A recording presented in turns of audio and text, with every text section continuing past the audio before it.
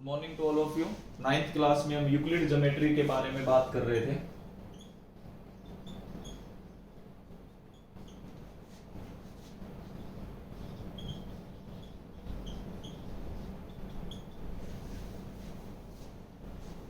हम Euclid's geometry के बारे में बात कर रहे थे। जितना कल पढ़ाया था उससे आगे मैं आज कंटिन्यू करता हूं। देखिए,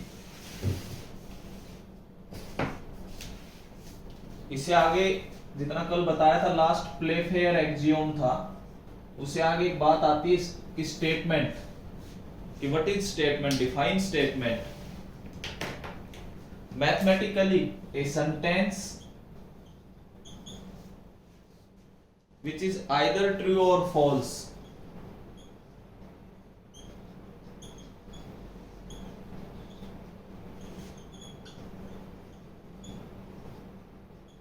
but not both,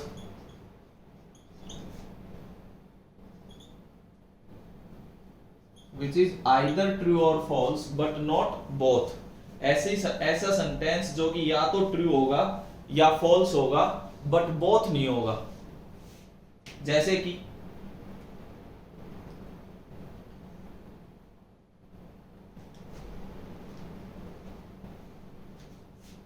for example, sun rises in the east.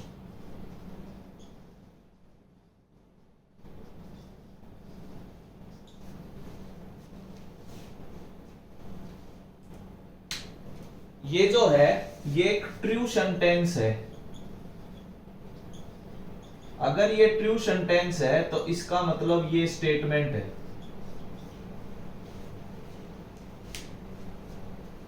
Second, मान लीजिए आपने लिख दिया 2 + 2 = 5। ये एक फॉल्स सेंटेंस है तो भी एक स्टेटमेंट है।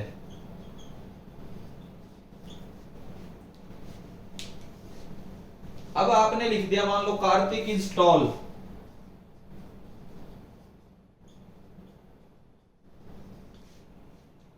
कार्तिक टॉल है, maybe false maybe true.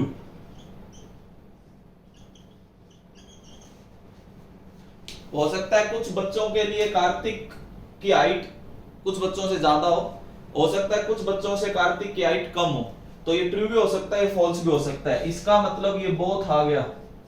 Both आते ही नॉट ए स्टेटमेंट, ये ध्यान रखना। कोई आपसे मैथमेटिक्स में ये पूछे कि व्हाट इज स्टेटमेंट, तो ऐसा सेंटेंस जो या तो ट्रू होगा या आपको फॉल्स मिलेगा तो वो स्टेटमेंट है। लेकिन ऐसा सेंटेंस जो आपको दोनों दे कि भी कुछ बच्चों के लिए ट्रू भी हो सकता है, कुछ के फॉल्स भी हो सकता है, ऐसी कंडीशंस स्टेटमेंट नहीं होंगी, ये ध्यान रखना। स्टेटमेंट वही होंगी विच इज आइदर ट्रू और फॉल्स बट नॉट बोथ।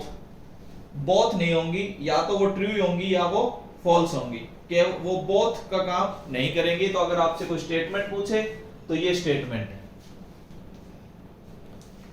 अभी लाइव क्लास में जिन जिन बच्चों को स्टेटमेंट के बारे में समझ आया, प्लीज रेज योर हैंड।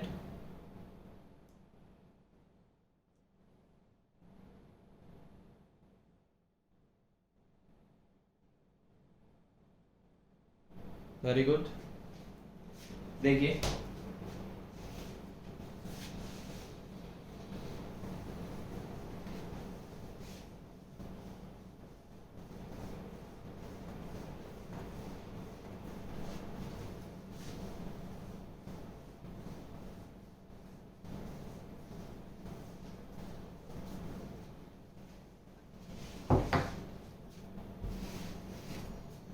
इसके बाद हम कुछ स्टेटमेंट्स या कुछ इंपॉर्टेंट टर्म्स के बारे में बात करते हैं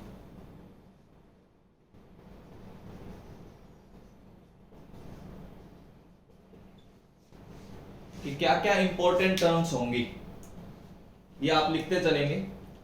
जैसे पहला मैं लिख रहा हूं point.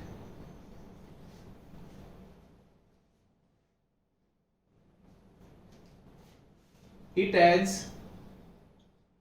neither length nor breadth nor thickness,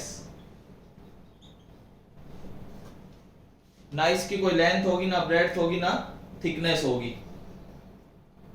it is denoted by a fine dot on paper, it is denoted by A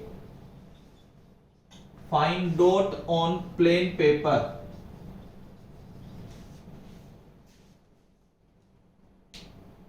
It is represented by the letter A.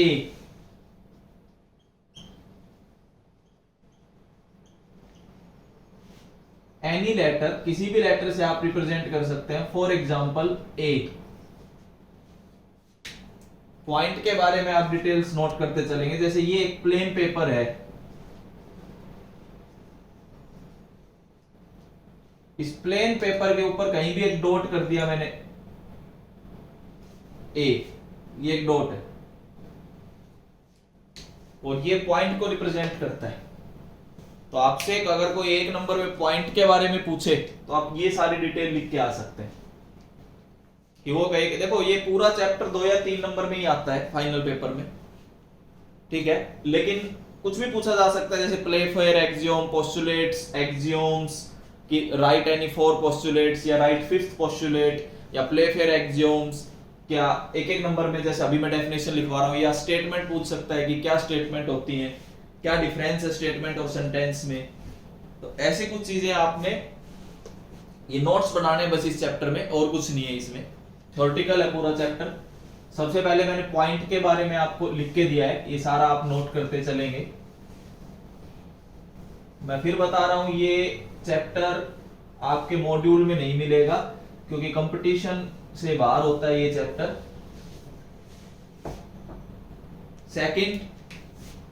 Second हम लाइन के बारे में बात करते हैं।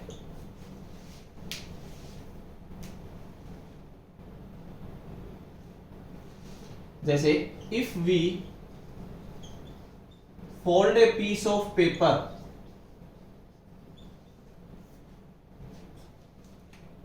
The crease in the paper represents a line.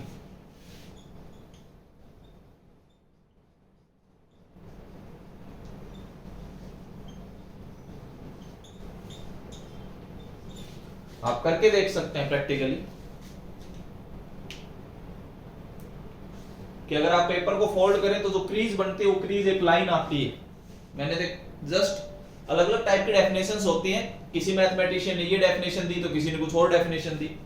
इसके अलावा जो इसमें पॉइंट्स है वो मैं लिख देता हूं, क्योंकि लाइन के बारे में पूछे तो आप ये सारी डिटेल बता सकते हैं। A line can be extended to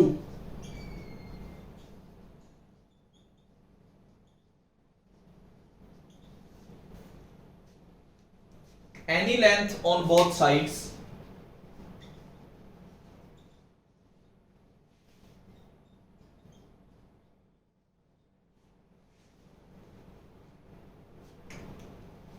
it has no end points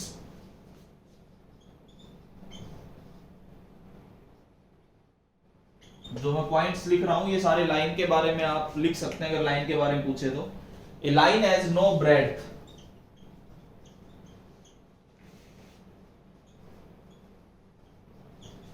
line की कोई ब्रेड्थ नहीं होती। इस तरीके से लाइन रिप्रेजेंट होती है, इधर भी आगे बढ़ा सकते हो, इधर भी आगे बढ़ा सकते हो। जैसे 2 पॉइंट दिखा सकते हो, इधर भी आगे इधर भी आगे आप बढ़ा सकते हैं लाइन को। एरो बना रखे हैं दोनों side.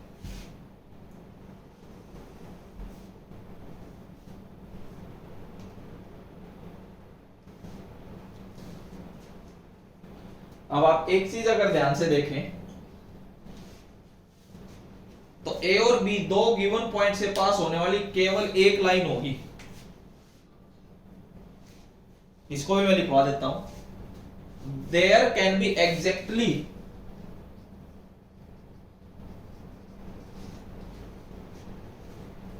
One line that passes through 2 given points।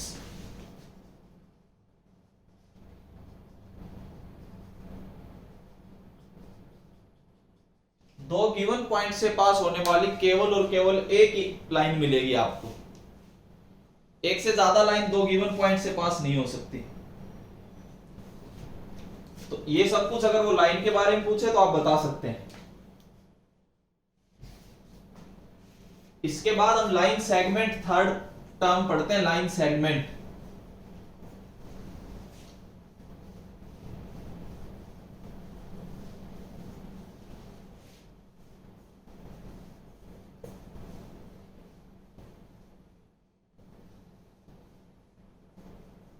Line segment क्या है?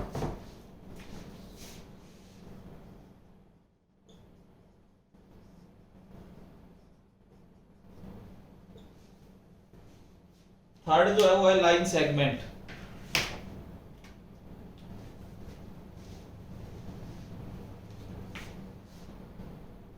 ए पोर्शन ऑफ ए लाइन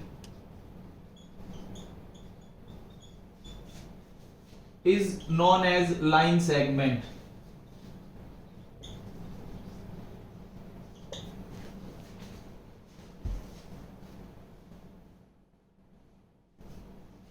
किसी भी एक लाइन का छोटा सा पार्ट लाइन सेगमेंट होगा। जैसे ये एक लाइन है, इस लाइन का छोटा सा पार्ट, मान लीजिए आपने ये ले लिया ए बी, तो यहां पे जो ए बी है, ए बी जो है वो लाइन सेगमेंट है।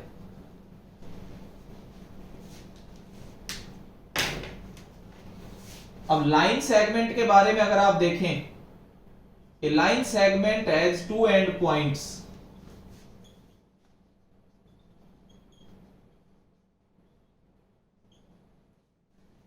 लाइन सेगमेंट पे आपको दो एंड पॉइंट्स नजर आएंगे। लाइन सेगमेंट की फिक्स लेंथ होती है। Line segment has a length, जबकि लाइन की कोई लेंथ नहीं होती, दोनों साइड आप बढ़ा सकते थे उसको। Line segment can be measured.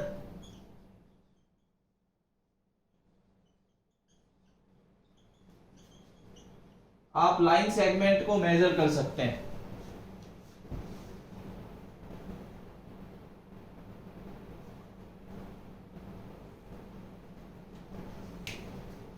मतलब लाइन और लाइन सेगमेंट पे आपको डिफरेंस नजर आ रहा होगा। लाइन की कोई लेंथ नहीं होती, जबकि लाइन सेगमेंट की लेंथ होती है। लाइन सेगमेंट लाइन का एक छोटा सा पार्ट होता है। अगर लाइन सेगमेंट लाइन का छोटा सा पार्ट है तो इसका मतलब आप ये वर्ड भी यूज कर सकते हैं कि line segment is a subset of line. जो लाइन सेगमेंट है वो लाइन का सबसेट है। Line segment is a subset of line. जो लाइन सेगमेंट है वो एक लाइन का सबसेट होगा।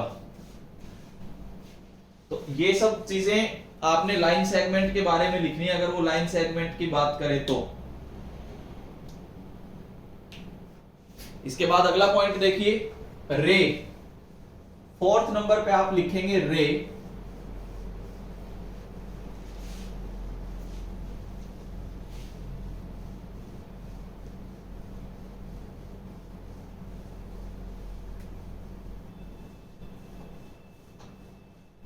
फोर्थ नंबर पे आप रे के बारे में बात करेंगे। व्हाट इज रे?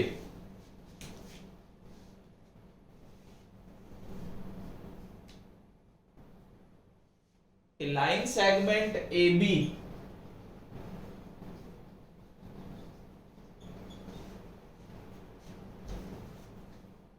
when extended in one direction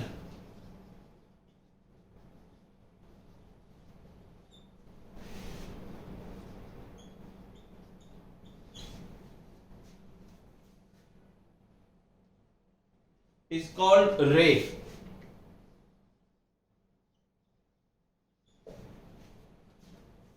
अगर आप किसी भी लाइन सेगमेंट ए बी को और उस रे को रिप्रेजेंट किया गया ए बी रे ऐसे, मतलब जैसे कि आपने ये ए बी एक लाइन सेगमेंट ली हुई थी, इसको आप एक साइड बढ़ा देते हैं, मान लो इस साइड बढ़ा दूं, दोनों साइड बढ़ाओगे तो लाइन है, दोनों साइड फिक्स्ड एंड पॉइंट्स हैं तो लाइन सेगमेंट है। एक एंड पॉइंट और एक साइड आप बढ़ा दो तो वो रे है। तो अगर आप इसके बारे में बात करेंगे, तीनों में आप डिफरेंस समझते चलना कि what is line segment and what is रे। अब लाइन रे के बारे में बात करें तो रे हैज नो डेफिनेट लेंथ, इसकी कोई लेंथ नहीं है।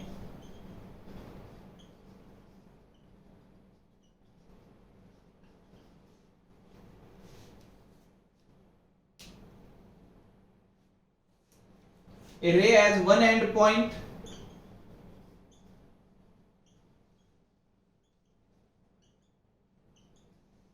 रे का एक एंड पॉइंट होगा। जैसे अगर मैं इस एग्जांपल में बात करूं जो डायग्राम ऊपर बना हुआ है, इसमें जो ए पॉइंट है, पॉइंट ए को इनिशियल पॉइंट बोला जाता है, इनिशियल पॉइंट ऑफ रे। कौन सी रे? ए बी, और बी की साइड एरो बना रखा है क्योंकि बी को आपने आगे बढ़ाया है।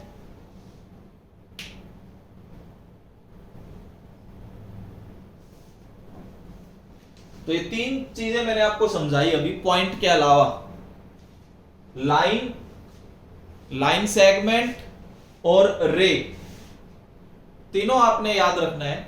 नोट्स जरूर बनाएंगे कि क्या लाइन है, क्या लाइन सेगमेंट है और क्या रे है। देखो ज्योमेट्री में सारी चीजें यूज होती रहेंगी, तभी यूक्लिड ज्योमेट्री के बारे में आपके चैप्टर दिया गया है 9th क्लास में, कि जब तक यूक्लिड ज्योमेट्री नहीं सीखोगे तो आप बेसिक पॉइंट्स पे कंफ्यूज रहोगे कि कभी तो आपको लाइन नजर आएगी, कभी लाइन सेगमेंट नजर आएगा, कभी आपको रे नजर आ रही होगी।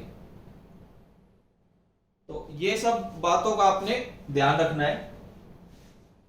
इसके बाद मैं अगला टॉपिक शुरू कर रहा हूं, उसका नाम है incident एक्सियोम्स।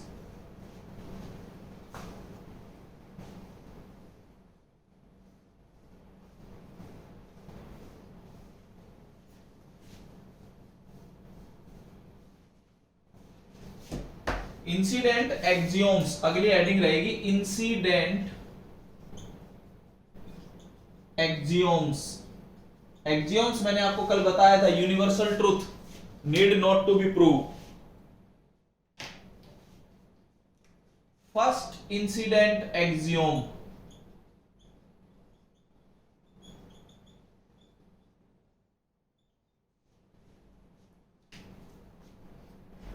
a line contains infinite many points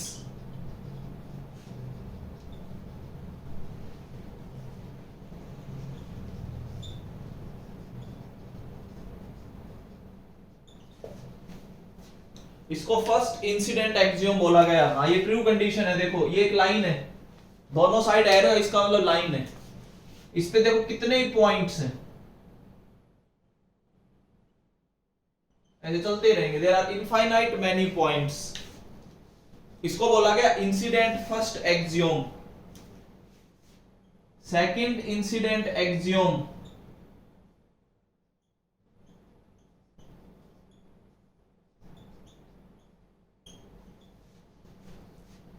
second incident axiom होता है an unlimited number of lines that can be drawn through a point.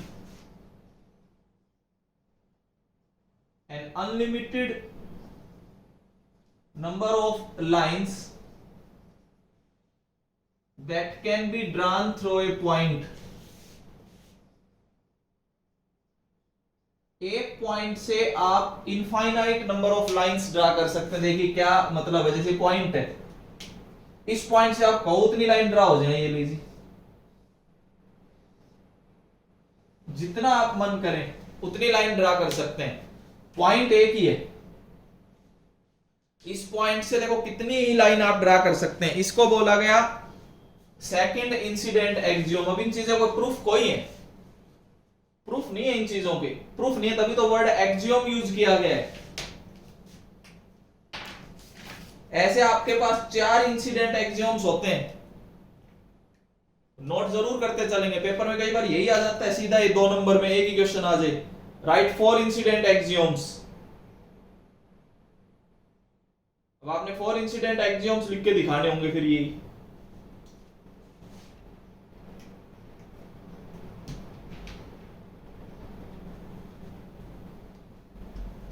इसके बाद बात करेंगे थर्ड इंसिडेंस एक्सियोम की।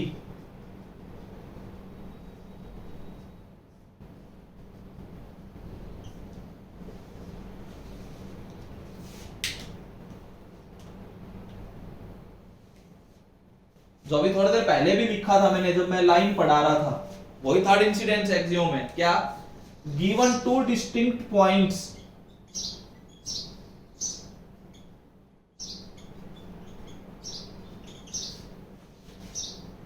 A and B in a plane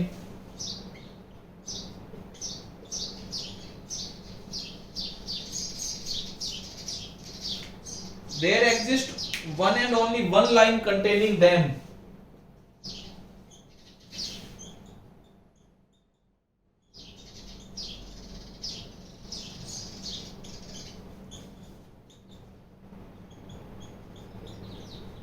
अभी थोड़ी देर पहले भी मैंने आपको बताया था कि दो पॉइंट से पास होने वाली केवल और केवल एक ही लाइन होती है, वही इंसिडेंट थर्ड एक्सियोम है। ये लीजिए, इसके अलावा आप कोई लाइन ड्रा नहीं कर सकते।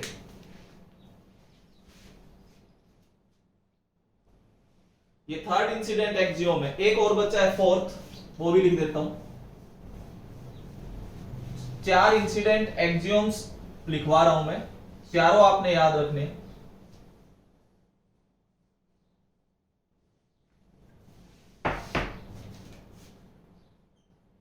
Fourth incident axiom,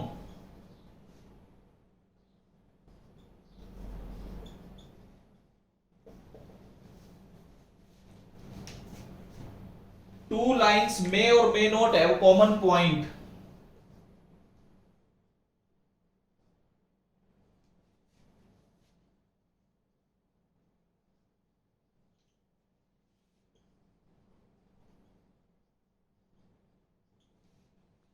Two lines may or may not have a common point.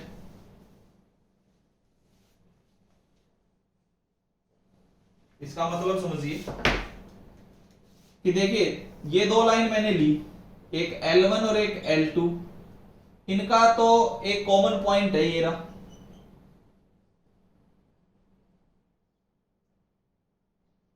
आप linear equation in two variable पूरा पढ़ चुके, उसमें भी आपको दिखा होगा। अब ये तो इंटरसेक्टिंग लाइंस हैं।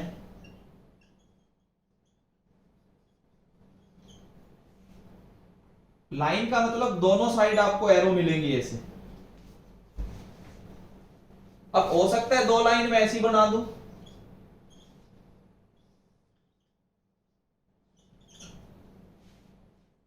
ये दोनों लाइन आपकी पैरेलल लाइंस हैं। अगर पैरेलल लाइंस हैं, इसका मतलब नो कॉमन पॉइंट। आपको कोई कॉमन पॉइंट नजर नहीं आ रहा होगा।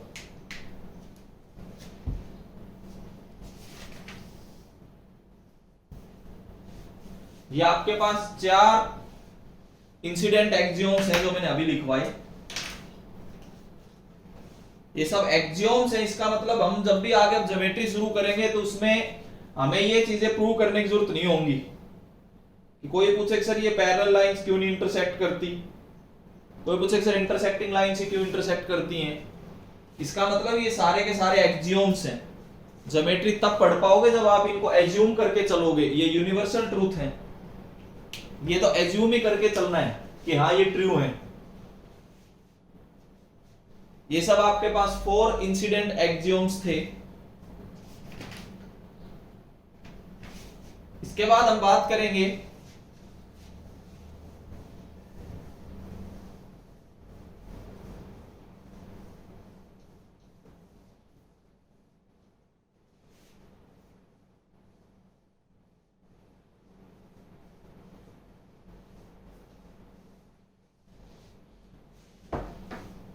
Collinear points.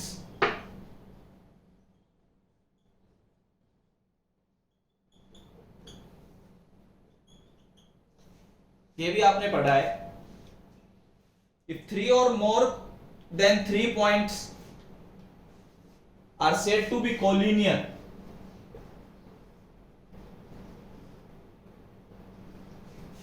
थ्री और more than 3 points are said to be collinear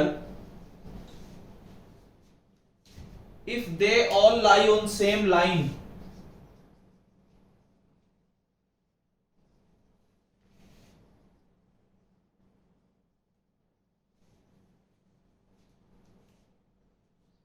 जैसे कि ये एक लाइन है ए बी सी डी, ये 4 पॉइंट आपको एक ही लाइन पे नजर आ रहे हैं। ये चारों पॉइंट कोलिनियर पॉइंट्स हैं। ये आप लीनियर इक्वेशन इन 2 वेरिएबल्स में भी पढ़ते हो। तो आपसे कोई कोलिनियर पॉइंट्स की डेफिनेशन पूछ ले तो आपने ये लिख के दिखाना है कि 3 या more than 3 lines, if 3 or more than 3 points, if 3 or more than 3 points are said to be collinear, ये कब collinear कहलाएंगे? जब सारे के सारे पॉइंट एक ही लाइन पे लाई करते होंगे। ये आपके पास collinear पॉइंट्स की डेफिनेशन है। इससे आगे ये सब यूक्लिड ज्योमेट्री में ही आता है। ये सब डेफिनेशन आपने याद रखनी है।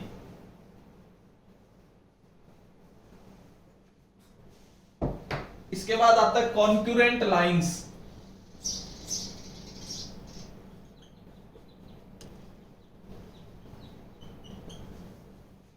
ये भी आपको बताया हुआ है, if 3 or more than 3 lines are said to be concurrent,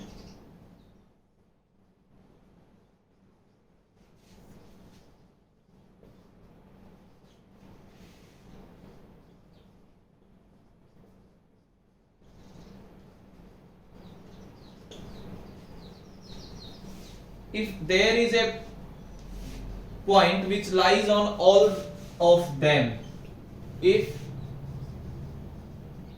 there is a point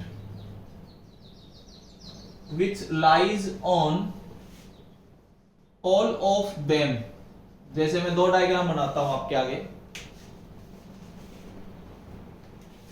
जैसे 3 लाइन मैंने बनाई, ये पहली लाइन L1, ये दूसरी लाइन L2, ये तीसरी लाइन L3। अब तीनों पे एक ऐसा पॉइंट है जो तीनों पे लाई करता है, तो इसका मतलब ये कॉन्करेंट लाइंस हैं।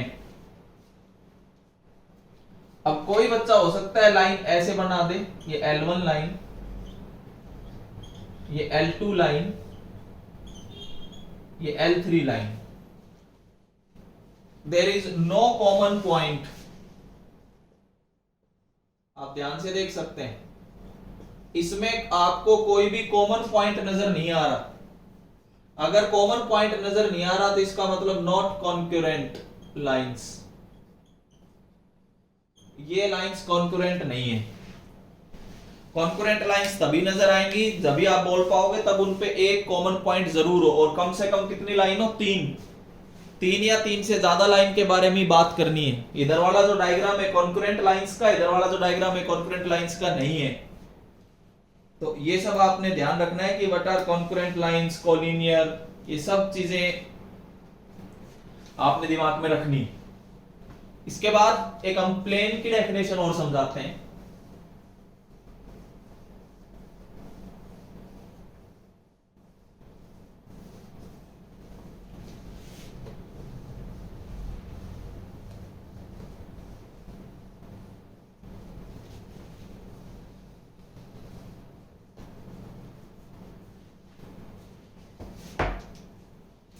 अगर आप प्लेन की बारे में बात करें, what is plane?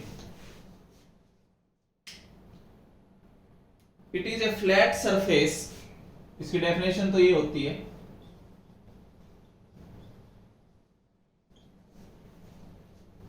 which extends indefinitely in all direction,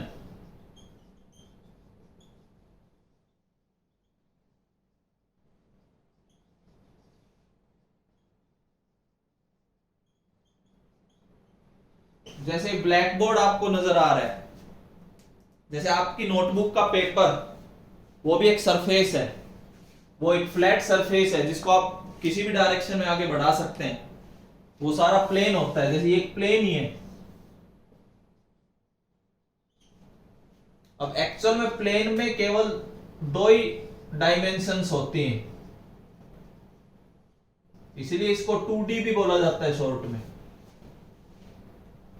length और ब्रेड्थ, इसमें आपको हाइट नजर नहीं आ रही होगी, दो डायमेंशंस मतलब एक तो लेंथ नजर आ रही होगी, एक ब्रेड्थ। इसका मतलब नॉट थिकनेस, कोई थिकनेस आपको नजर नहीं आएगी।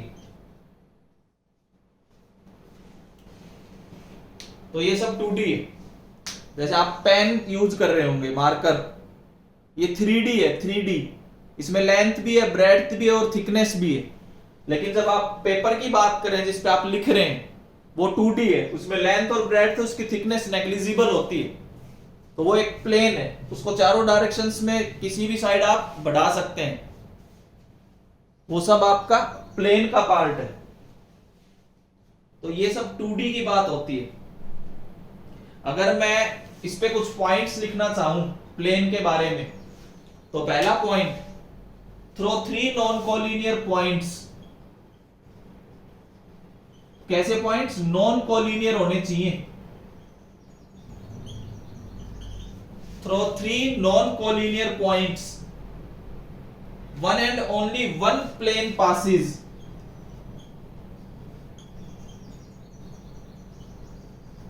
कैसे? देखो मैं डायग्राम में समझाता हूं। 3 नॉन कोलिनियर पॉइंट आपने ले लिए, ये नॉन कोलिनियर पॉइंट्स हैं, एक लाइन पे लाई नहीं करते, तो एक ही प्लेन ऐसा होगा जो पास होता होगा इन तीनों से। 3 नॉन कोलिनियर पॉइंट से पास होने वाला केवल एक प्लेन मिलेगा। अगला पॉइंट,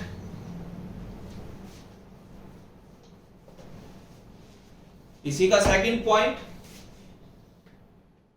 पहला पॉइंट आपने याद रखना है कि 3 नॉन कोलिनियर पॉइंट से केवल एक प्लेन पास होता है, one and only one plane can be drawn. Second point, one and only one plane can be drawn containing 2 intersecting lines।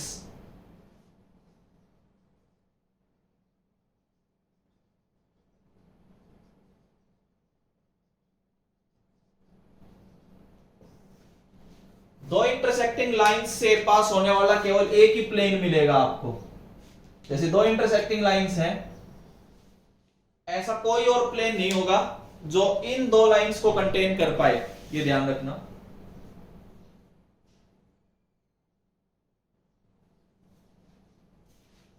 Third point, और 2 प्लेन्स आइदर इंटरसेक्टिंग या either intersect on A line और parallel. कैसे? जैसे दो plane आपने बनाए, ये लीजिए दूसरा प्लेन, ये जो लाइन नजर आ रही है आपको, ये लाइन, ये लाइन ऑफ इंटरसेक्शन है।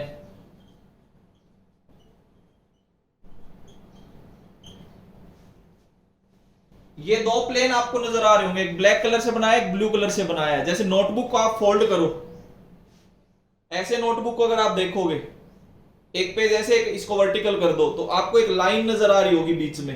एक प्लेन ये है, एक प्लेन ये है, दोनों प्लेन्स का पॉइंट ऑफ इंटरसेक्शन नहीं होता, इसमें लाइन ऑफ इंटरसेक्शन होता है। या फिर पैरेलल प्लेन्स हो सकते हैं ऐसे, ये आपको पैरेलल प्लेन्स नजर आ रहे हैं। अगर इंटरसेक्ट करेंगे तो लाइन पे करेंगे, नहीं तो वो पैरेलल प्लेन्स हो सकते हैं। तो यहां तक मैंने आज की क्लास में डिस्कस किया है यूक्लिड ज्योमेट्री के बारे में। उम्मीद करता हूं शायद सारा समझ आ रहा हो, आप नोट्स बना रहे होंगे। इससे आगे हम नेक्स्ट वीडियो में डिस्कस करेंगे। Thank you.